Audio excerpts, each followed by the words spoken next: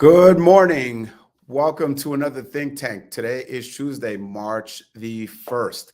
And I want to, of course, say it was great time Friday, this past Friday at our gala. Great time because we had our new partners in the business, Remax Tri-County, join us. For those of you guys who it was your second, third time around, I'm sure you guys enjoyed it just as we've done in the past, but amazing time Friday. I'm recording from R4 here in Vegas. And today we are going over handling multiple offers in this super competitive market. For listing agents, multiple offers are getting tough. Why? Because excuse me, the buyer agents, of course, are very aggressively looking to find out what's going on with their offers. They are pushing, they are selling, and that's their job, right? To represent their client and do their best to get their client's offer accepted. But as a listing agent, it becomes very taxing. A lot of communication, a lot to track, covering with the seller. It's tough to sometimes make a decision when apples to apples, most of the offers, sometimes a lot of the offers are very, very similar. So today I just wanted to touch on a couple best practices that worked while I was in production.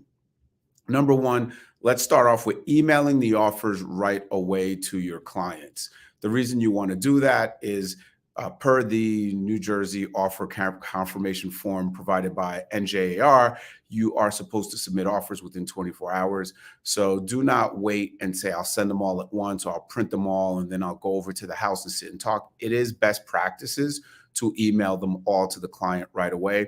Also, if you do talk to the buyer agent, you can say, hey, the seller has the offer. So I like to email them right away so the seller's aware. Of course, set the expectation with the seller that you will cover everything one-on-one, in person, etc. But send the offers right away. Number two, communicate with the buyer agent. Respond right away, acknowledging receipt of the offer and set the proper expectations. Yes, it is okay to tell an agent to give a couple days for a response. As multiple offers are coming in, sellers have to decide. Sometimes the sellers need to talk to other family members to make a decision. It's not always going to be a quick decision. So set that expectation. If today is a Tuesday, Wednesday, Thursday, and you know your client wants to see what happens through the open house over the weekend, set that expectation with the buyer agent. That will alleviate a lot of the calls that you're going to get, which obviously becomes a bottleneck when you're trying to work and every other call is about an offer. So set the right expectation with the buyer agents. Third point, we can't just call highest and best. You do have to get approval from the seller. So explain what highest and best is and get the seller to agree to do that before you just call highest and best. Fourth thing that I like to do is to have an Excel spreadsheet where I can summarize all of the offers. It's a great way to have a snapshot of all the offers, and you can customize it and make it however you want. Offer number 1, 2, 3, 4, 5, 6, 7, price, terms, down payment, close dates, who the agent is, who the bank is, any additional notes such as any appraisal waivers, any inspection waivers, any seller concessions, anything out of the box, you can have that. But it's a great way to have a dashboard to kind of see all the offers and present that to the seller to discuss. I know a lot of agents still sit down and go over each individual contract, but if you are not doing that, an Excel spreadsheet is a great way to discuss everything. And another thing, this backs to the next tip, number 5, is in whatever email account you use, Outlook, Gmail, etc. I create a folder, or used to create a folder for each listing. And with the Excel spreadsheet, as well as creating the folder, every time you get an offer in, you respond, right? Hey, receive, sent to seller. You obviously send it to the seller, put it in the Excel spreadsheet in a multiple offer situation, and then I file it in a folder. At some point, whether you have 5 offers, 15 offers, 10 offers, whatever it is, you can always double check to make sure you didn't miss an offer, because your folder should have X amount of emails from different agents. And then your Excel spreadsheet should also show X amount of offers. So you can know it's a way to double check so you don't miss an offer. And also, it's a clean way to manage your business. Every email, whether it's inspection, appraisal, attorney review letters, question, every email about the property, the offer, et cetera, can go into a folder, and you can look back. If it's 123 Main Street, you have a folder for it. 456 Avenue B, you have a folder for that, and you can actually track. It's a way to really manage your deals and listings, et cetera, much better. So that was number 5. Number 6, express empathy if their offer doesn't get accepted. Yeah, a lot of times it's taxing. Again, I totally get it as a listing agent. You have to tell 10 people no, 15 people no, sometimes 20 people no, and it's very taxing.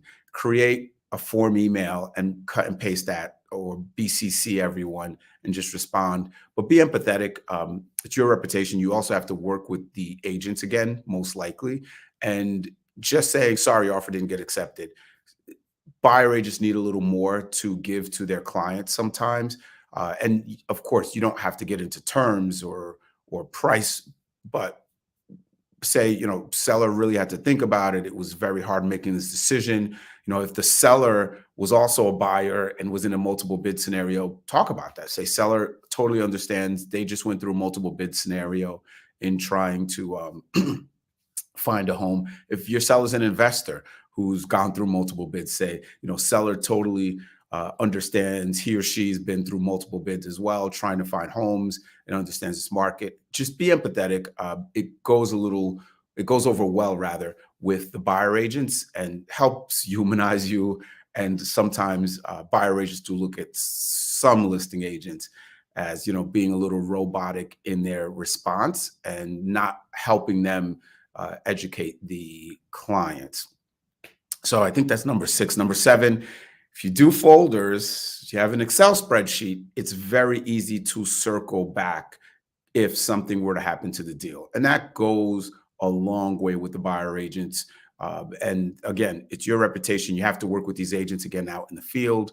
So I like to circle back if something does happen. But to circle back, you need to be organized. Part of being organized between the Excel spreadsheet and folders really, really helps. So circle back if you can. As a buyer agent, if you had an offer and it went under contract, and then a week later, 2 weeks later, however long, you see the property back on the market and the listing agent hasn't reached out to you and your buyer's still interested, it doesn't go over well. So if you can, definitely circle back to those buyers. And last but not least, with highest and best, guys, it doesn't mean if today at 5 is highest and best, or today at 12, whatever time, that after that, it's sorry, you missed the deadline. There is no deadline. All offers have to be presented, and we should not communicate it in that manner to agents.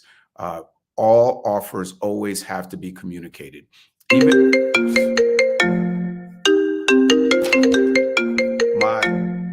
my apologies. I thought I turned my Google Voice off, but somehow it's still ringing on my PC. But with the deadlines, yes, even if it's under contract, you can still have to let the seller know. Obviously, the seller cannot cancel the contract to go with something else.